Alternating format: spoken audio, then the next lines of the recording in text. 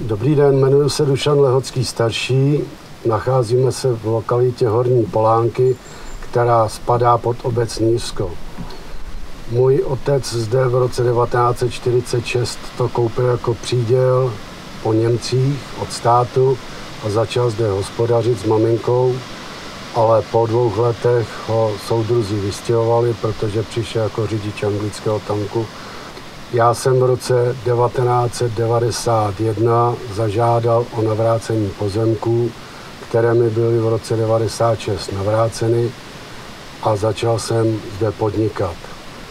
Původním povoláním jsem kuchař a k tomu zemědělství jsem měl hodně daleko, takže jsme nemysleli nejdřív, že budeme mít dobytek.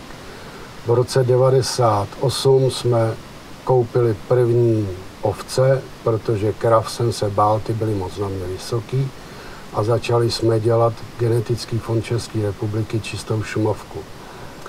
To stádo jsme rozšířili pomalu až na 700 kusů, ale v době kolem roku 2004-2006 ovce byly pomalu neprodejný, tak jsme začali snižovat a pořídili jsme hovězí.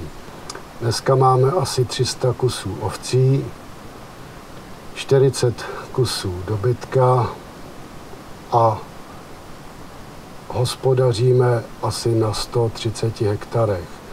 Letošního roku 2012 jsem odešel do předčasné ukončení zemědělské činnosti a farmu jsem předal svému synovi, který hospodaří na části a na části hospodaří jeho manželka. Dneska já už mám na sebe jenom bourárnu, kterou jsme zbudovali a všechno, co vyprodukujeme, si necháváme zabíjet na ekologických jatkách v Předslavi a všechno rozděláváme, bouráme a prodáváme sami.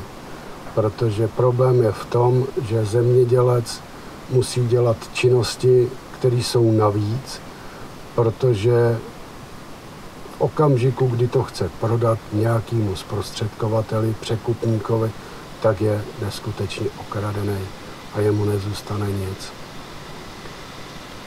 Navíc si senátor ještě pořídil, pronajal sad, takže v té lokalitě nahoře je 620 hektarů sadu, kde jsme ho nechali certifikovat, celý prořezali, vyčistili, protože už tam 20 let nikdo nehospodařil od revoluce.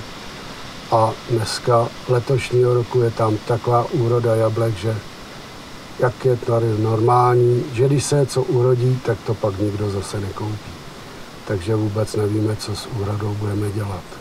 Jinak podnikáme ještě v orné půdě, takže máme asi 18 hektarů teďko orné, kde už dneska syn si dělá svoje obilí, děláme i brambory a všechno vlastně neprodáváme to do výkupu, ale všechno se snažíme přes dobytek, výkrm dobytka a pak to tak zpeněžit dál.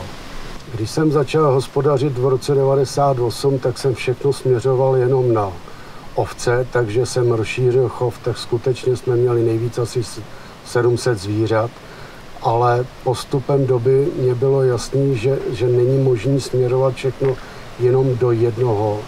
Tak jsme rozšířili chov o hovězí, o drůbež, takže máme husy, kachny, slepice a pak mě bylo jasný, že není možné to prodávat, že to musím zpracovávat sám, protože se mi stalo, že jsem prodal 80 kusů zvířat a vůbec mě to nezaplatil.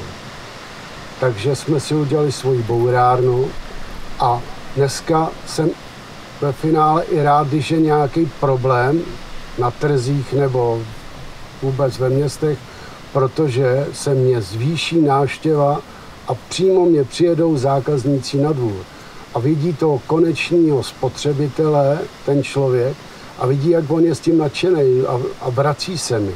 A to je to, co mě v tom baví a těší, protože vidím, že tenhle ten směr není zbytečný.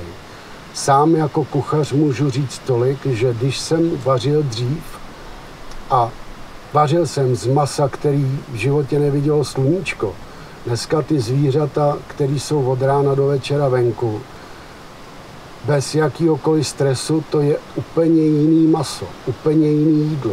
Jestli je to husa, nebo kachna, nebo slepice, nebo hovězí, to zkrátka je maso, který je maso.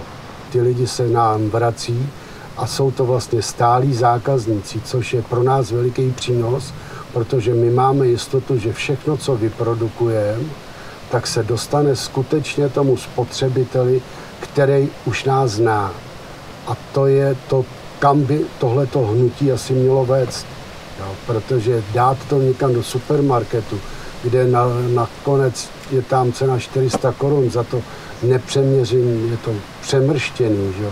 Ten zákazník normální si to koupit nemůže, takže tudy asi ta cesta nevede. Já si myslím, že tohleto je to správné, protože nám přijíždí lidi, ať jsou to Plzeňáci, ať jsou to Pražáci, kteří jedou na rekreaci na Šumavu, dají vědět, že tady budou, na zpáteční cestě si odvezou domů to, co v tu danou chvíli na farmě je.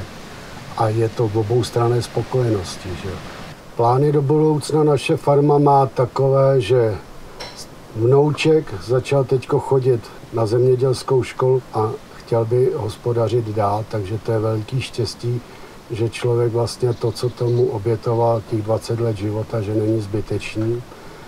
Farmu rozšiřovat asi o moc nebudeme, protože v tu chvíli by člověk musel vzít zaměstnance a dělal by jenom na zaměstnance, ale je jasný, že musí mít větší záběr, musí být víc věcí, nemůže se specializovat jenom na jedno, protože to, co jeden rok jde, jako třeba v loni šly krásně husy, kachny, letošní rok vůbec, takže je každý rok je něčím jiný.